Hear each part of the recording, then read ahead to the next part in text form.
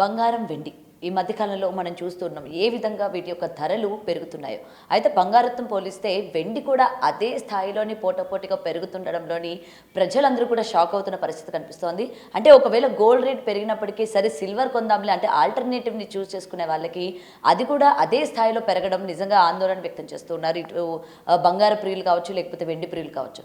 మరి ఇది ఇంకా పెరిగే అవకాశం ఉందా? ఒకవేళ పెరిగితే ఈ మధ్య కాలంలోని పెరిగిందనగానే వెంటనే ఆందోళన పడిపోయి ఇంకా మనం అప్పు చేసైనా సరే వెళ్ళి కొనేయాలి, మళ్ళీ రేపు పొద్దున్న దీని నుంచి ఇంకా ఎక్కువ శాతం పెరిగిపోయే అవకాశం ఉంది కాబట్టి ఇప్పుడే మనం కొనేయాలి అని చెప్పి చాలామంది తొందరపడుతూ ఉంటారు. మరి అలా కొనడం కరెక్టేనా?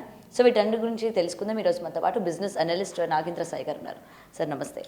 సో ముఖ్యంగా మన మిడిల్ క్లాస్ ఫ్యామిలీస్ ఏంటంటే ఏది పెరిగినా కూడా ఇప్పుడే కొనేయాలి, లేకపోతే ఇంకొక నెల 2 నెలల్లోని ఇది ఇంకా పెరిగిపోయే అవకాశం ఉంటుందని అప్పు చేసైనా తొందరపడిపోయి కొనేస్తూ ఉంటారు. బంగారం టైంలో అయితే ఎక్కువ శాతం అది చూస్తూ ఉంటారు బంగారం కొనడానికి. అయితే ఇప్పుడు బంగారమే కాకుండా పోటాపోటీ వెండి కూడా అదే స్థాయిలో. సో వెండి కొనడానికి కూడా ఇప్పుడు ఇంట్రెస్ట్ చూపిస్తూ ఉన్నారు.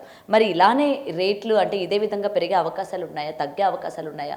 ఇలా తొందరపడే వాళ్ళకి ఏం చెప్తారు? ముఖ్యంగా వెండి ఇంత స్థాయిలో పెరగడానికి రీజన్స్ ఏంటంటారు?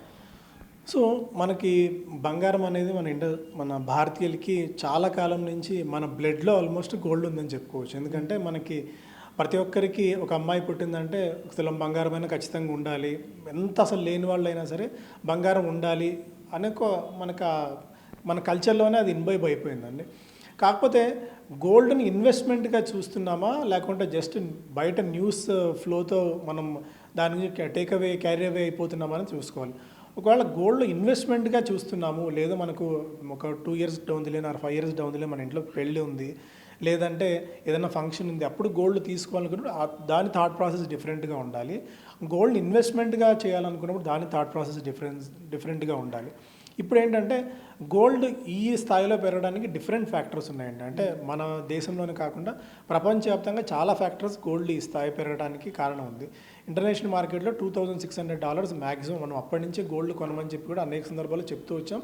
మనం అంతకుముందు మాట్లాడినప్పుడు కూడా ఒకసారి మేబీ $65,000-70,000 రూపీస్ అట్లా ఉన్నట్టుంది గోల్డ్. 1 lakh రూపీస్ అవుతుంది అయినా ఆశ్చర్యపోవాల్సిన అవసరం లేదన్నది అప్పుడు అనుకున్నాం.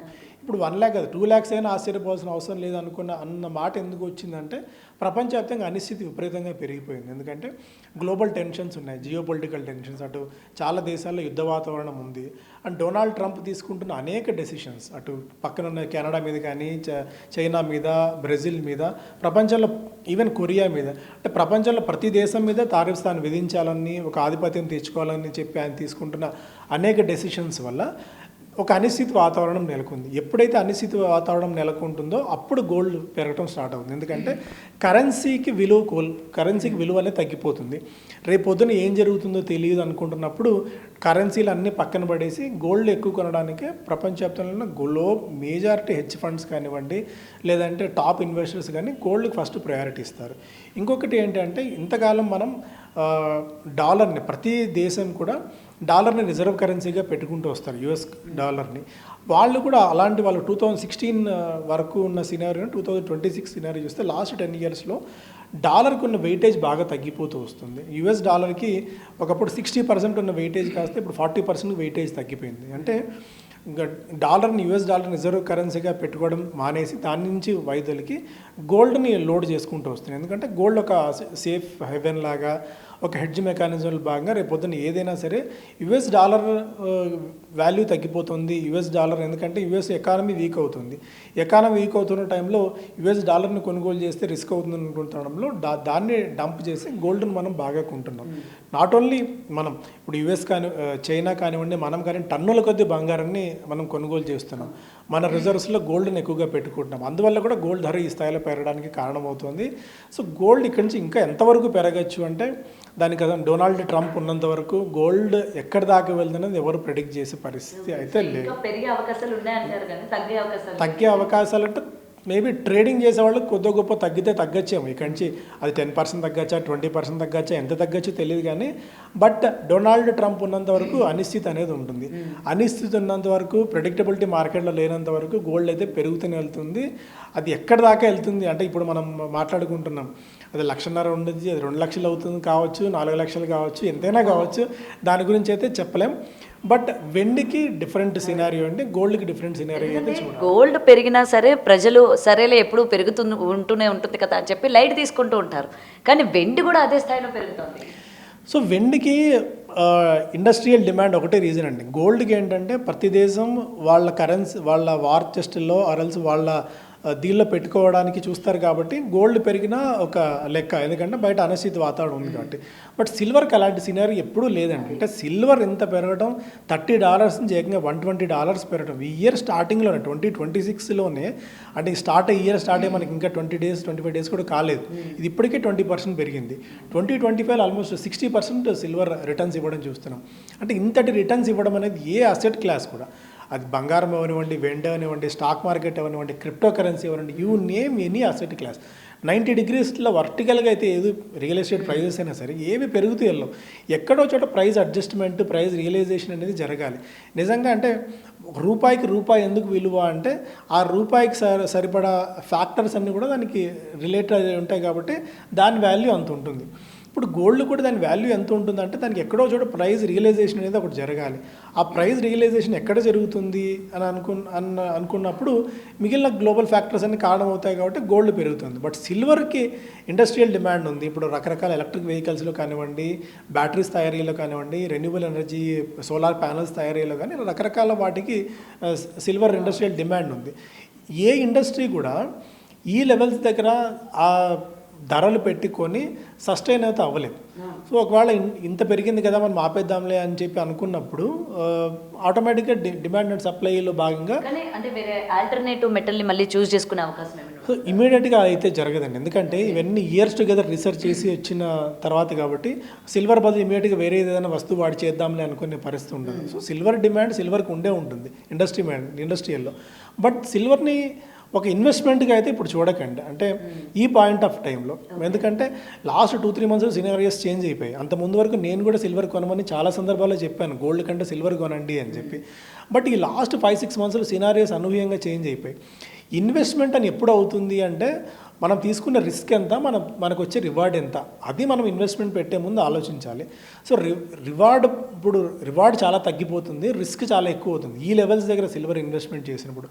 ఇన్వెస్ట్మెంట్గా ఈ పాయింట్ ఆఫ్ టైంలో వద్దు, మేబీ ఇకంచి ఒక 20%, 30%, 50% పడిన తర్వాత మాత్రమే మనం సిల్వర్ ఇన్వెస్ట్మెంట్ గురించి ఆలోచించాలి. కానీ ఇన్వెస్ట్మెంట్గా సిల్వర్ని అయితే ఇప్పుడు అసలు వద్దని చెప్తానండి. ఓకే, కానీ అది ఏంటంటే ఇప్పుడు పెరిగింది కదా, ఇప్పుడు వాళ్ళ దగ్గర ఉన్నదాన్ని కూడా అమ్ముకోవడానికి కూడా ఇష్టపడుతూ ఉంటారు. ఇప్పుడు అది మనకి డబల్ త్రిబుల్ అయిపోయింది, మనం కొన్నప్పుడు అది ₹100, ₹150 ఉండొచ్చు.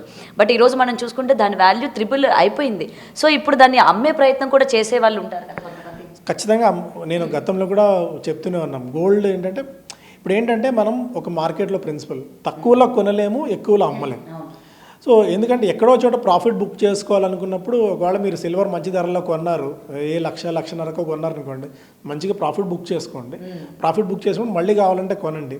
సో ఇప్పుడు ఇది 15 daysలో 5 లక్షలు అవుతుంది, 6 లక్షలు అవుతుంది, అసలు మనం ఇక సిల్వర్ కొనలేము. ఒకవేళ సిల్వర్ కొన్నా మీరు ఏం చేస్తారు దాన్ని చెప్పండి? దాచుకోలేము కదా. మనం ఒకవేళ ఇంట్లో వెండి ప్లేట్లు కొనుక్కోనో లేకుంటే వెండి గ్లాసుల్లో నీళ్ళు తాగడమో చేయగలము. కానీ సో దీన్ని మళ్ళీ అమ్ముకునే మన ఇండియన్ మెంటాలిటీ ఏంటంటే వన్స్ మన జోబులోకి వచ్చిన తర్వాత, మన ఇంట్లోకి వచ్చిన తర్వాత దాన్ని మళ్ళీ మనం అమ్మలేము, ఊరికి అనుకోవడమే. ఇదేంటంటే నోషనల్ గెయిన్స్. మన సైకలాజికల్గా మనం ఇంట్లో బిస్కెట్ రూపంలో కొన్నప్పుడు ఓకే గోల్డ్ని. బట్ ఇదేంటంటే గోల్డ్కి మనం ఎగ్జాంపుల్ చూద్దాం. గోల్డ్ జ్యువెలరీ కొన్నాం అనుకోండి, జ్యువెలరీ మళ్ళీ మనం అమ్మం ఎప్పటికీ, అది మన ఇంట్లోనే ఉంటుంది. సో ఈరోజు ₹1,50,000 పెట్టి కొన్నాము, రేపు పొద్దున్న 2 లక్షలు ఏంటంటే ఎవరు మనం కొన్న వాల్యూ పెరిగిందని అనుకొని సంతృప్తి పడతాం తప్ప మళ్ళీ దాన్ని అమ్మి ట్రేడ్ చేయాలనుకున్న ఇండియన్ మెంటాలిటీ మన దగ్గర ఉండదు. బట్ సిల్వర్కి ఏంటంటే ఒకవేళ మీరు బిస్కెట్స్ రూపంలో కనుక కొనుగోలు చేసుకుంటే వాటిని ట్రేడ్ చేసుకోండి. ట్రేడ్ చేసుకుని యాక్టివ్ ట్రేడర్గా మీరు ఉండగలిగినప్పుడు సిల్వర్లో కొద్ది గొప్ప డబ్బులు వస్తాయి. కానీ బట్ ఈ 4 లక్షలు అయిపోయింది, ఇక 5 లక్షలు అవుతుంది, 6 లక్షలు అవుతుంది, మేబీ 5 lakhs దాకా వెళ్ళే ఛాన్సెస్ అయితే ఉన్నాయి ఇక్కడ నుంచి సిల్వర్ అయితే. అంటే ఇప్పుడు $120 ఇంటర్నేషనల్ మార్కెట్లో ఉంది, మేబీ ఒక $150 దాకా వెళ్ళొచ్చు. కానీ బట్ సిల్వర్ గత చరిత్ర ఏం చెప్తుందంటే ఎంత వేగంగా వెళ్తుందో అంతే వేగంగా పడిపోయే ఛాన్సెస్ సిల్వర్లో చాలా సందర్భాల్లో కూడా మనం చరిత్ర చూసుకుంటే అనేక సందర్భాల్లో సిల్వర్ పడిన ఇవి ఉన్నాయి. బట్ అప్పుడున్న సినారియోస్ వేరు, ఇప్పుడున్న సినారియోస్ వేరు అని చెప్పి చాలామంది వాదించడానికి ట్రై చేస్తారు. కానీ ఎప్పటికప్పుడు సినారియోలు కొత్తగా మారిపోతూ ఉంటాయి. ఇప్పుడున్న పరిస్థితుల్లో మేబీ కొద్దిగా సిల్వర్ పెరిగితే పెరగచ్చు కానీ బట్ ఇన్వెస్ట్మెంట్ క్లాస్గా ఈ పాయింట్ ఆఫ్ టైంలో సిల్వర్ని ఈ లెవెల్స్ దగ్గర అయితే నేను కొనమని అయితే సజెస్ట్ చేయలేనండి. ఓకే సార్, బట్ అయినా మనం సజెస్ట్ చేయలేకపోయినా జనాలు దాన్ని తీసుకోవడానికి రెడీగా ఉండరు కదా. వాళ్ళు చెప్పేటోళ్ళు అట్లనే చెప్తారు, ఇది పెరిగితే మాకే కదా అది ప్లస్ అవుతుంది, మా ఫ్యామిలీస్కి ప్లస్ అవుతుంది, ఫ్యూచర్స్కి ప్లస్ అవుతుంది అని చెప్పి. అండ్ వెండిలో కూడా పాల వెండి ఇంకా మళ్ళీ దాన్ని కూడా డివైడ్ చేసుకుంటూ ఉంటారు, ఇది కొంటే మనకి ఇంత కాస్ట్ ఆఫ్ ఉంటుంది, ఇది కొంటే ఇంత కాస్ట్ ఆఫ్ ఉంటుంది అని చెప్పి. సో యాజ్ అన్ ఇన్వెస్ట్మెంట్ ఎక్స్పర్ట్గా, యాజ్ అన్ ఇన్వెస్ట్మెంట్ అడ్వైజర్గా మేము ఎప్పుడైనా సరే గోల్డ్కి కానీ సిల్వర్కి కానీ మ్యాక్సిమం మా పోర్ట్ఫోలియోలో మేము ఇచ్చే వెయిటేజ్ 10% అండి. అంటే మీ దగ్గర 100 రూపాయలు ఉంది అంటే 100 రూపాయలు మ్యాక్సిమం 10 రూపాయలు ఒక అసెట్ క్లాస్కి మనం ఇన్వెస్ట్ చేయగలం. సో గోల్డ్ ఎంత పెరిగినా సిల్వర్ ఎంత పెరిగినా సరే సో మనం మళ్ళీ కొనలేమేమో అన్న థాట్, అంటే ఇన్ఫార్మ్డ్ ఇన్వెస్టర్గా ఉండాలి, ఒక స్మార్ట్ ఇన్వెస్టర్గా ఉండాలి. మనం ఇన్వెస్ట్మెంట్ అన్న యాంగిల్ ఆలోచించినప్పుడు ఇన్వెస్ట్మెంట్ అని ఎప్పుడు అవుతుంది అంటే మనకు ఆపర్చునిటీ వచ్చినప్పుడే కొంటాం. ఆపర్చునిటీ ఇప్పుడు రియల్ ఎస్టేట్ చూసుకుందాం, రియల్ ఎస్టేట్ బాగా పెరిగిపోతుంది, కోకాపేటలో ఎకరా 120 కోట్లు, మనం వెళ్ళి కొనలేము కదా. రేట్లు పెరుగుతూ ఉన్నప్పుడు వెళ్ళి మనం రిస్క్ తీసుకోకూడదు. అందుకే అంటారు పెద్దవాళ్ళు కూడా, పరిగెడుతున్న గుర్రాన్ని ఎక్కకండి, ఎక్కే ధైర్యం చేయకండి అని చెప్పి. సో ఇది వన్స్ విపరీతంగా పరిగెడుతుంది, అది ఎక్కడ అవుతుందో ఎంత దూరం వెళ్తుందో అనేది మనకు తెలియదు. సో మేబీ కొద్దిగా స్టెబిలైజ్ అయిన తర్వాత దీన్ని ఇన్వెస్ట్మెంట్గా చూడాలనుకున్నప్పుడు దాని మెకానిజం, దాని థాట్ ప్రాసెస్ డిఫరెంట్గా ఉంటుంది. సో ఒకప్పుడు ఏంటంటే మేము 100 రూపాయలు ఇన్వెస్ట్ చేయాలి, మీ దగ్గర 100 రూపాయలు ఉందంటే సిల్వర్కి గోల్డ్కి 10% మ్యాక్సిమం 5 to 10% వెయిటేజ్ ఇవ్వండి అని చెప్పేవాళ్ళు. ఇప్పుడు ఏంటంటే అన్సర్టన్ సిచ్యువేషన్స్ ఉన్నాయి కాబట్టి ఆ 5 to 10% కాస్త 10 to 20% అని మన వెయిటేజ్ని పెంచాం ఇప్పుడున్న ఎగ్జాక్ట్ సినారియో. సో మ్యాక్సిమం మన పర్సంటేజ్ అక్కడ వరకే మనం రిస్ట్రిక్ట్ చేసుకోవాలి, కానీ పెరుగుతుంది కదా అని చెప్పి అయితే మనం వెళ్ళాం. ఎందుకంటే యాజ్ అన్ ఈక్విటీ మార్కెట్స్ని ట్రాక్ చేస్తున్న వాళ్ళగా, స్టాక్ మార్కెట్ ట్రాక్ చేస్తున్న వాళ్ళగా మెజారిటీ మీ ఫండ్స్ అన్నీ కూడా ఏదైనా స్టాక్స్లో కానీ మ్యూచువల్ ఫండ్స్లో కానీ ఆర్ఎల్స్ ఇతర asset classes like real estate investment trust కానీ ఆర్ఎల్స్ కొద్దిగా అవగాహన ఉంటే క్రిప్టో కరెన్సీలో కానీ వాటి వైపు వెళ్ళమని చెప్తాం. కానీ సో గోల్డ్లో విపరీతంగా పెరుగుతుంది కదా, మన డబ్బులన్నీ తీసుకెళ్ళి ఒకేసారి కుమ్మరిస్తామంటే సో సడన్ క్రాక్ ఒక 20% క్రాష్ వచ్చిందో 30% క్రాష్ వచ్చింది అనుకోండి, సో చిన్న ఇన్వెస్టర్స్ అది దాన్ని డైజెస్ట్ చేసుకోలేము. సో అందువల్ల ఇన్వెస్ట్మెంట్ అన్న యాంగిల్ వేరు, సో మనం అందరూ కొంటున్నారు కదా మనం కూడా కొనాలి అన్న థాట్ ప్రాసెస్ వేరు. దాన్ని మిమ్మల్ని మీరు ఎలా క్లాసిఫై చేసుకుంటారు, మిమ్మల్ని మీరు ఎలా యాజ్ అన్ ఇన్వెస్టర్గా చూస్తారా, ట్రేడర్గా చూస్తారా? వాళ్ళు ట్రేడర్గా చూసారనుకోండి యాక్టివ్గా కొంటూ అమ్ముతూ ఉండాలి, అటువంటిప్పుడు ఈటీఎఫ్స్ బెటర్ అవుతాయి. ఫిజికల్ గోల్డ్ కొన్నప్పుడు, ఫిజికల్ సిల్వర్ కొన్నప్పుడు మళ్ళీ మీరు వెళ్ళి అమ్మాలనుకున్నప్పుడు మీకు మళ్ళీ ఛాలెంజెస్ ఉంటాయి. సో ఒకవేళ ట్రేడ్ చేద్దాం అనుకున్నారనుకోండి ఈటీఎఫ్స్లో ఇన్వెస్ట్ చేసుకోండి. ఆ ఈటీఎఫ్స్ ట్రేడ్ చేసుకొని పెరిగినప్పుడు అమ్ముకుంటూ రావడం, తగ్గినప్పుడు కొంటూ రావడం లాంటిది ట్రేడ్ చేయండి. కానీ but physical gold కొనో physical silver కొనో trade చేయాలన్న థాట్లో అయితే మేబీ అది అంత గొప్ప రిటర్న్స్ ఇవ్వకపోవచ్చేమో అనేది నా పర్సనల్. మేబీ నేను రాంగ్ అవ్వచ్చు, రైట్ అవ్వచ్చు, బట్ మార్కెట్లో ఇన్నేళ్ళు ఆల్మోస్ట్ 20-25 ఇయర్స్ ఎక్స్పీరియన్స్ ఉండి రెగ్యులర్గా, అంటే మీకంటే మీరు ఎప్పుడో ఒకసారి రేపు పొద్దున బంగారం ధరలు ఎంత ఉంటాయి న్యూస్ ఛానల్స్లో మాత్రం మీరు చూసి తెలుసుకోగలరు. బట్ ఏంటంటే పొద్దు నుంచి రాత్రి వరకు మేము అదే బిజినెస్లో ఉంటాం, అదే దాన్ని ట్రాక్ చేస్తూ ఉంటాం. కాబట్టి మేబీ ఈ పాయింట్ ఆఫ్ టైంలో నేనైతే వ్యక్తిగతంగా అయితే నేను ఒక లెవెల్ వరకు కొన్నాను, బట్ వ్యక్తిగతంగా ఈ ప్రైజుల్లో అయితే గోల్డ్ అండ్ సిల్వర్లో నేనైతే invest చేయలేనండి. For more videos like this, subscribe Big TV channel.